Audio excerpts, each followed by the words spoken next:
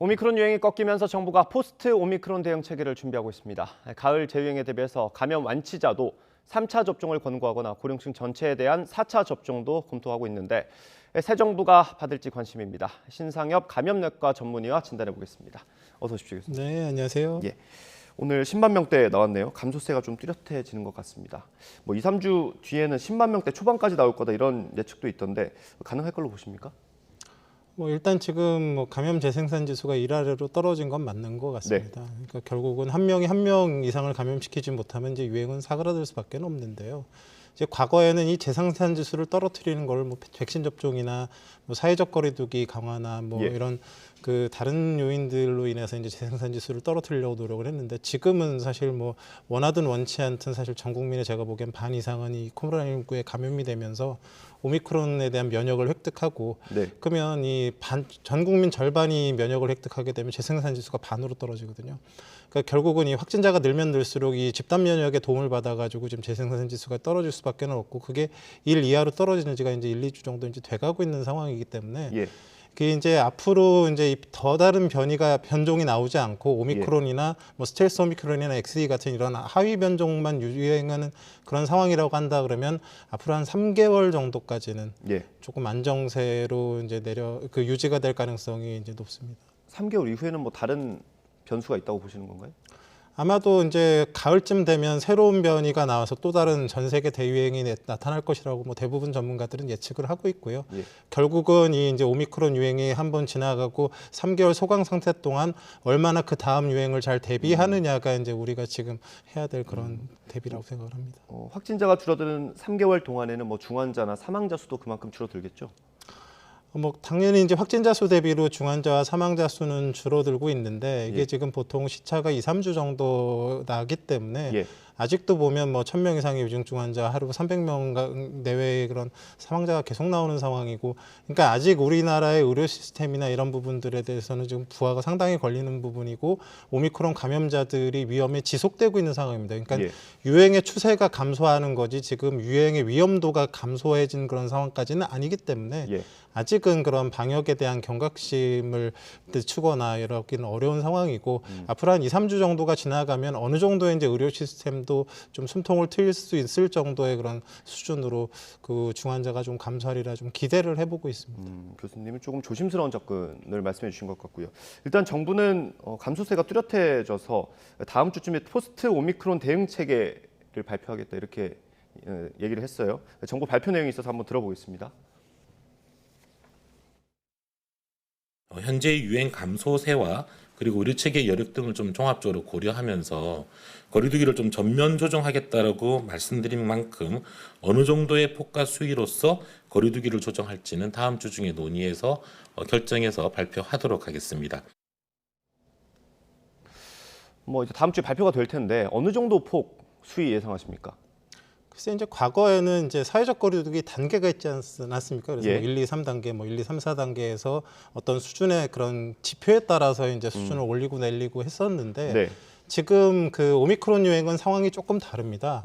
이제 우리가 원하지는 원치 않든 지금 전 국민의 반 이상이 지금 자연 감염으로 인해서 어찌 보면 굉장히 효율적인 부스터 백신을 접종한 상황이기 때문에 재생산 지수를 계속 떨어뜨리는 방안으로 사회적 거리두기를 강력하게 사용할 그런 근거 자체가 지금은 적은 상황이기 때문에 이제 그런 것들을 고려해서 이제 정부에서 어느 정도의 경제 활동과 지금의 그런 그 면역 상황과 이런 것들을 고려를 해서 이제 아마 사회적 거리두기를 정하게 될 것 같고요.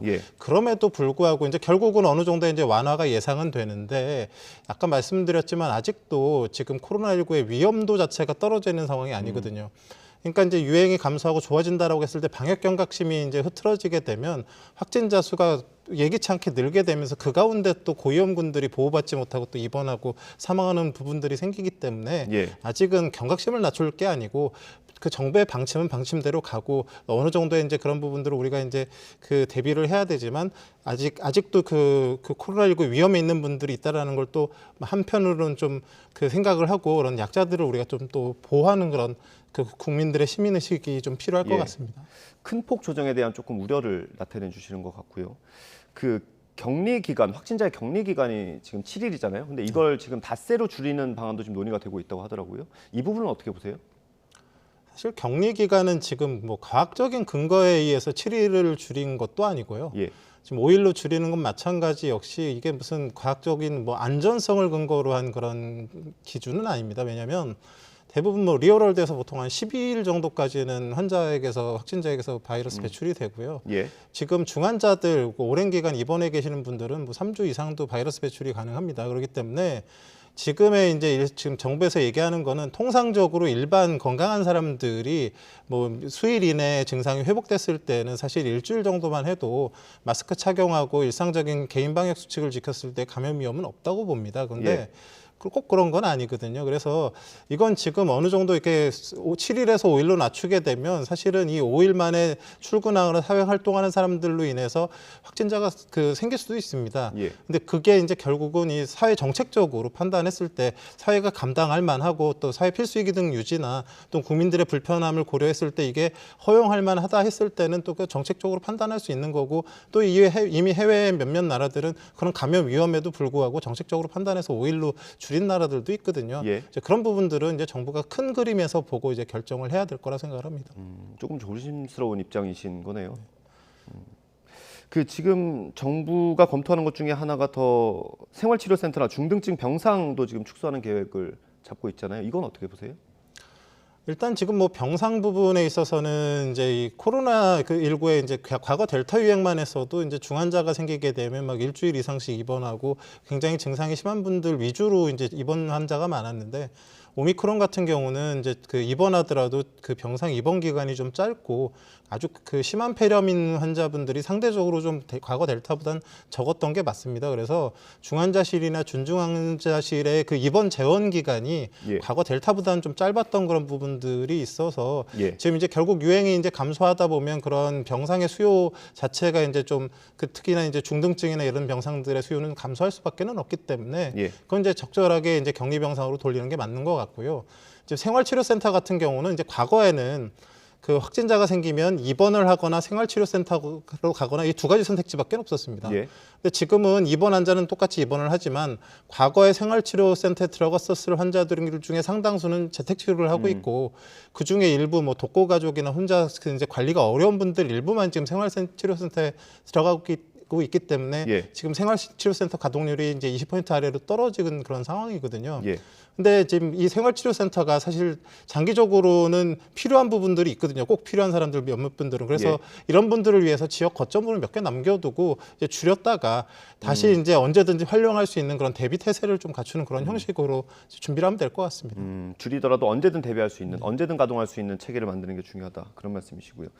지금 일단 계속 얘기가 나오는 것들이 사실 이번 주, 그러니까 다음 주까지가 거리두기 체계가 유지가 되잖아요. 10명 그리고 자정까지 영업이 유지가 되는데 18일부터는 뭐 야외에서 마스크를 벗을 수도 있는 거 아니냐 뭐 이런 전망들도 나오고 있어요. 사실 정부의 긍정적인 메시지가 그런 데 영향을 미치는 것 같은데 최근에 이제 외신에서 풍토병 수준으로 대응할 수도 있을 것 같다 우리나라가 세계에서 처음으로 그런 기사가 나오면서 좀 논란이 있었던 것 같은데 어떻게 보세요?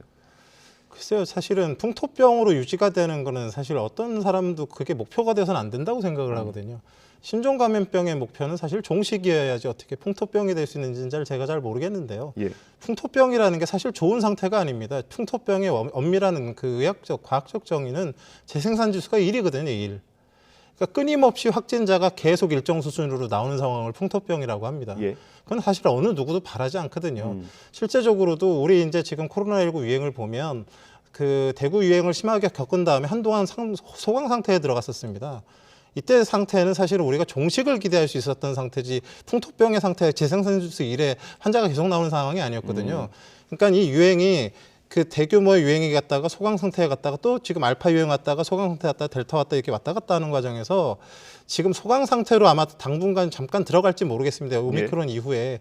근데 이거는 엔데믹의 개념이 아닙니다. 엔데믹은 뭐 말라리아나 A형 간염, B형 간염, 뭐 결핵같이 그냥 꾸준하게 환자가 늘상 있는 그런 상태를 말하는 건데 우리는 그렇게 유지하는 걸 원하는 게 아니거든요. 그러니까 지금 워낙에 사회적 거리두기로 많은 분들이 이제 고통을 겪으니까 뭐 독감과 같이 이렇게 그냥 매년 이렇게 관리하는 그런 게 엔데믹이라고 생각을 하시는데 독감도 엄밀하게 얘기하면 엔데믹은 아니고 에피데믹이 왔다 갔다 하면서 소강 상태와 에피데믹이 왔다 갔다 하는 거고요. 그래서 그 감염병의 단계는 팬데믹과 에피데믹 그다음에 그 국제적으로 이제 WHO에서 그 위험 단계를 이렇게 세 가지 정도만 이제 발령을 하는 거지 엔데믹은 어떤 그런 감염의 단계가 아니라 완전히 풍토병으로 굳어져서 이건 아마 코로나19가 진짜 몇 년 계속 진행되는 과정에서 수년이 지났는데 그 환자가 끊임없이 계속 나온다. 이 상태가 돼야지 이제 그걸 엔데믹이라고 하는 거거든요. 그래서 예. 지금 정부에서 그 개념하고 있는 그런 엔데믹은 과거에 그 코로나19 그 사회적 거리두기 단계에서 4단계에서 1단계로 나누면 사실 이 1단계는 엔데믹이 아니라 거의 소강 상태, 일부 감염밖에 안 생기는 재생진수에 0이 가까운 그런 상태의 그런 대응이었었거든요. 예.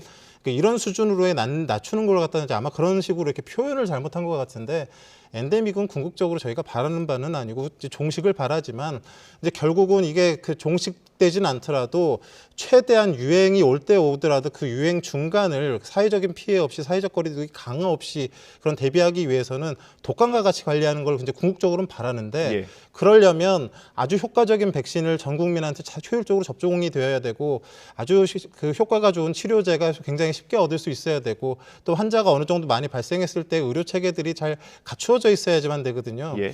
결국은 이 세 가지를 갖다가 뭐 엔데믹은 아니지만 이제 소강 상태에 왔을 때 우리가 해야 되는 거고 분명 아마도 이제 가을철이 되면 새로운 변종이 유행하면서 대규모 유행을 맞이하게 될 텐데 그런 유행을 맞이하기 위한 그런 대비로서의 굉장히 중요한 시기는 맞지만 엔데믹은 어떤 조건도 아니고 좋은 상황도 아니고 굉장히 어찌 보면 굉장히 불행한 상황이라고 볼 수 있는 그런 상황이기 때문에 우리가 바라는 거는 유행의 소강 상태랑 종식을 기대하면서 최대한으로 이제 노력하고 관리하는 게 이제 목적이 돼야 될 거라고 생각을 합니다. 그러니까 그 풍토병으로 관리한다라는 것과 엔데믹이 지금 개념 정립이 좀 잘못돼 있는 것 같다. 그렇게 말씀해 주신 것 같고요. 어쨌든 정부가 지금 일상 회복에 대한 메시지를 계속해서 내고 있습니다. 교수님이 말씀하신 그런 준비 3단계의 준비 태세가 지금 잘 돼 있습니까? 그러면 일상 회복을 준비할 만큼의 어떤 준비 태세가 돼 있는 건가요? 지금 이제 문제가 몇 가지가 있죠. 왜냐하면 이제 아까 제가 말씀드렸듯이 이제 백신 같은 경우는 우리가 갖고 있는 백신은 우한 오리지널 와일드 타입의 균주의 백신을 가지고 있습니다. 근데 네. 이 백신은 지금 알파, 뭐 델타를 거쳐 오미크론에 대해서는 사실 예방 효과가 거의 없습니다. 위중증 그 예방 효과밖에 없는 그런 상황이기 때문에 결국 가을에 새로운 변종이 오기 전에 우리가 이제 새로운 백신을 만들어서 접종을 해야 될 가능성이 높은데 예. 그 백신 안에는 옛날에 만들어졌던 지금 그 구비되어 있는 백신을 맞는 게 아니고 과거에 우한 오리지널과 알파, 델타, 오미크론 이런 것들이 다 키메릭하게 섞이고 또 앞으로 유행이 예측되는 그런 것들이 섞인 그런 어느 정도의 과거의 백신들을 다 커버하면서 새로운 것들을 커버할 수 있는 지금 독감 백신이 그렇거든요. 독감 백신 보면 그 안에 옛날 신종 플루 때 돌았던 그런 A타입부터 해서 과거에 그런 유행했던 균주와 신균주가 같이 모여가지고 4가지를 갖다 모아갖고 이제 백신 접종을 합니다. 예. 이런 식의 뭔가 이제 새로운 식의 이제 백신 접근을 통해갖고 가능하면 1년에 한 번 정도만 이렇게 접종을 하면서 대응을 할 수 있는 방안들을 지금 전 세계가 이제 광고를 하고 있고요. 예. 지금 얼마 전에도 이제 모여서 회의를 한 것 같은데 이제 그런 좋은 백신들을 전 세계적으로 동일하게 한꺼번에 맞는 게 굉장히 중요하기 때문에 그런 거에 우리가 같이 동참을 해야 될 것 같고 치료제 같은 경우는 지금 뭐 팍스로비드나 라게브리오를 사용을 하고는 있는데 이게 지금 수요도 그렇고 또 국내에서 또 지금 생산이 이제 그 좀 시험하고 있는 백신들도 있거든요. 뭐 일동제약이랑 시오노기 제약이 이제 그 공동 개발하는 그런 약들도 있고 해서 몇 가지 기대되는 약들이 있는데 최대한도로 어떤 그런 치료제나 그런 예방약 같은 부분들이 이제 개발이 최대한 빨리 돼야 될 것 같고요. 예. 지금 그리고 이제 오미크론 유행을 겪으면서 이제 사실 가장 뼈아팠던 부분들이 지금 그 화장장이 부족할 정도로의 그런 대규모의 그런 초과 사망이 나왔다는 요인은 예. 뭐 단순히 병상 부족이 아니라 요양시설과 요양기관 이런 부분들에서 사실 제대로 치료받지 못하고 사망하신 분들이 상당히 많았기 때문이거든요. 예. 그래서 이제 앞으로의 유행을 대비하기 위해서는 그런 요양시설과 요양기관을 어떻게 잘 대비할지에 대한 그런 치료 체계를 다시 갖추고요. 그리고 결국은 병상이 앞으로 계속 부족하게 될 수밖에 없는데 예전부터 계획했었던 각 지역마다의 감염병 거점 병원들이 좀 지금이라도 만들어져서 최대한 빨리 건축이 돼서 병상들이 충분히 생겨야지만 새로운 유행이 왔을 때 충분한 대비가 될 수 있다라고 생각을 하거든요. 그래서 그러한 전체적인 그런 새 유행을 대비하기 위한 그런 것들을 지금 해야 되는 그런 시기라고 생각을 합니다. 그러면 그 앞으로 남은 한 3개월 정도 재유행이 있을 수도 있는 그 3개월 동안에 준비할 게 굉장히 많다라고 보시는 거네요. 네. 그럼 마지막으로 교수님, 지금 확진됐다가 치료된 사람의 3차 접종이나 고령층, 고위험군의 4차 접종에 대해서는 어떻게 보세요? 지금의 우한 와일드 타입 백신을 가지고 새로 접종을 하는 거는 사실은 적당한 로직에 맞지가 않습니다. 그래서 결국은 새로운 백신 접종을 해야 되는 그런 상황으로 보이고요. 다행히 지금 전 국민 반 이상이 오미크론에 대한 백신을 갖다 추가 백신 접종과 동일한 그런 자연 면역을 획득한 상황이기 때문에 그 3개월 동안 새로운 아까 말씀드렸듯이 전 세계가 다 같이 뭔가 이렇게 대응을 할 수 있는 백신들을 좀 화이자나 모더나 이런 것과 이제 협력을 해서 개발을 해가지고 네. 새로운 백신 접종하는 방향으로 가야 될 것 같고요. 지금 이제 정부에서 지금 기존 백신을 고위험군한테 접종하는 부분에 대해서 몇 가지 근거들은 있습니다. 그러니까 위중증 예방 효과가 있기 때문에 예. 혹시라도 그 중간에 우리가 기대하는 그 3개월 이내 새로운 변이가 왔을 때 대응이 안 될 수 있는 그런 가능성을 고려해서 접종 얘기를 하는 건데 지금 전 세계적으로 아직은 오미크론의 아류 변이 이외에 새로운 변이는 나타나고 있지는 않기 때문에 그런 그 전 세계적인 변이의 양상과 좀 봐가지고는 조심스럽게 접근해야 될 것 같고 새로운 백신을 앞으로는 접종을 해야 될 거라 생각을 합니다. 기존 백신이 아니라. 네, 그렇군요. 오늘 말씀을 여기까지 듣겠습니다. 신상엽 감염내과 전문의와 코로나19 상황 짚어봤습니다. 고맙습니다, 교수님. 네, 고맙습니다.